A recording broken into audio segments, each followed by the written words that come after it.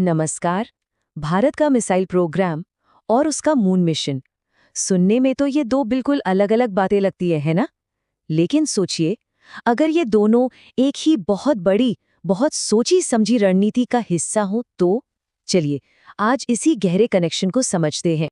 हाँ, एक missile programme से चांद पर माइनिंग तक का सफर सुनने में थोड़ा अजीब लगता है, पर यह कहानी बहुत दिलचस्प है और ये दिखाती है कि भारत की जो लॉन्ग टर्म सोच है वो कितनी गहरी है। तो इस पूरी कहानी को समझने के लिए पता है क्या करना होगा?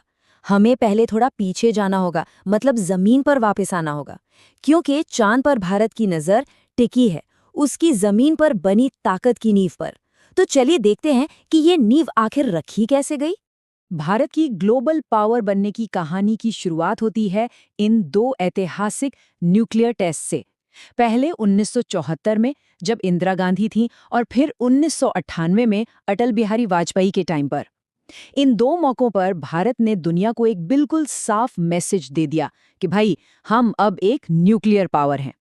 लेकिन देखिए, सिर्फ न्यूक्लियर बॉम्ब होना काफी नहीं होता, उसे अपने टारगेट तक पहुंचाने की ताकत भी तो चाहिए, है ना? और यहीं पर भारत की डबल मिसाइल स्ट्रैटेजी काम आती है।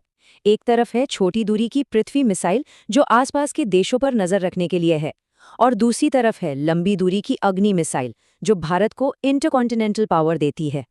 तो सवाल ये उठता है कि देश की रक्षा करने वाली इन मिसाइलों को और सितारों तक पहुंचने के सपनों को इन दोनों को जोड़ा किसने?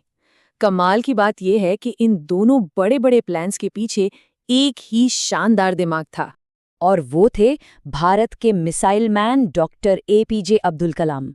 उन्होंने पहले भारत के मिसाइल प्रोग्राम को लीड किया, उसे सफल बनाया, और फिर अपने उसी विजन को, उसी सोच को स्पेस प्रोग्राम की तरफ मोड़ दिया। मतलब जमीन से लेकर आसमान तक उनका विजन बिल्कुल क्लियर था। तो मिसाइल और स्पेस का यही कनेक्शन हमें सीधा ले आता है भारत के मून मिशन चंद्रयान की कहानी पर। और ये कहानी सिर्फ चांद तक पहुंचने की नहीं है, बल्कि वहां अपनी एक पहचान, एक छाप छोड़ने की है। पता है, शुरू में तो चंद्रयान 1 का प्लान बस इतना था कि वो चांद के चक्कर लगाएगा, बस। लेकिन डॉक्टर कलाम की सोच इससे बहुत आगे की थी। उन्होंने जोर दिया कि नहीं, भारत सिर्फ ऑर्बिट में नहीं घूमेगा, बल्कि चांद की सतह पर अपनी मौजूदगी का एक निशान छोड़ेगा। उनका आइडिया ये था कि ऑर्बिटर से एक छोटा सा प्रोब चांद की सतह पर गिराया जाए और उस पर हो भारत का झंडा। ये एक सिंबॉलिक लेकिन बहुत पावरफुल कदम था। लेकिन ये सब सिर्फ झंडा गाड़ने या निशान छोड़ने के लिए नहीं हो रहा था। असली सवाल तो अब आता है कि चांद पर जाने के पीछे भारत का असली लॉन्ग टर्म गोल आखिर है क्या? ऐसा क्या है चांद पर जिसे भारत हासिल करना चाहता है? और इसका जवाब किसी सोने चांदी में नहीं है। जवाब है उन रिसोर्सेज में जिनका असली दुनिया में काम है। देखिए, सोने की कीमत तो बस इसलिए है क्योंकि हम उसे कीमती मानते हैं, लेकिन यूरेनियम, वो तो एनर्जी की एक असली जरूरत है। भविष्य में एनर्जी के मामले में आत्मनिर्भर होने की नींव। और जब बात एनर्जी की हो तो एक एलिमेंट सबसे जरूरी हो जाता है, यूरेनियम। और उसमें भी खास तौर पर उसका आइसोटोप यूरेनियम 235। ये न्यूक्लियर रिएक्टर्स के लिए सबसे बेस्ट फ्यूल है, और धरती पर ये बहुत ही कम मिलता है। असली खजाला यही है। और बस यहीं से ये पूरा मिशन एक साइंस फिक्शन मूवी जैसा लगने लगता है। एक ऐसा साहसिक विजन जहां रिसोर्स जमा करने का मतलब ही बदल जाता है। इस बड़े से प्लान को ना अक्सर एक बहुत सिंपल लाइन में समझाया जाता है, चांद पर एक JCB।